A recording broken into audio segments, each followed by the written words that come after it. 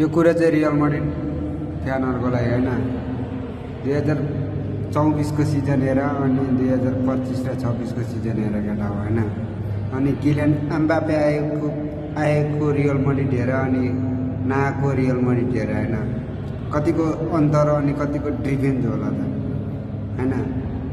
Goal नखाएको होइन, खान्थ्यो होइन पहिला पनि होइन, तर कम ब्याक भनेको कस्तो थियो भनेर थाहै होला होइन।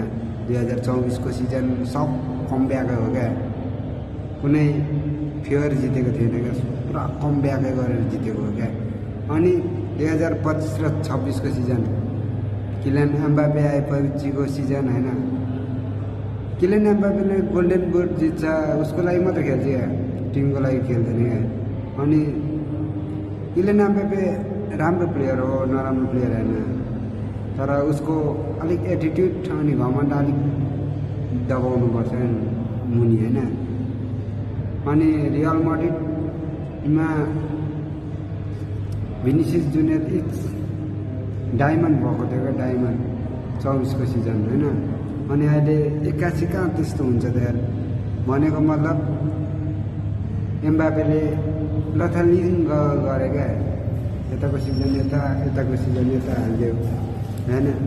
अनि त्यही भएर रियल माड्रिड बिग्रियो क्या, किनकि भिनिसियस जुनियर आफ्नो उसको लाइन त बब्बाल खेल्छ क्या, उसले ड्रिब्लिङ बब्बाल अनि डिफेन्स खोल्छ।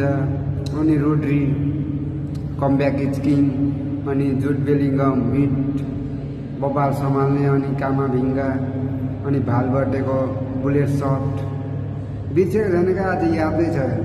तर खै एम्बापे आएपछिको सिजन हेर न केटा हो, न भालभर्डे छ, न कामाभिङ्गा चल्छ, न बेलिङ्गम चल्छ, न भिनिसियस चल्छ, सिर्फ रोड्रिगो चल्छ अनि आर्दा गुला चल्छ। तिमीहरू अफिस सोच केटा हो।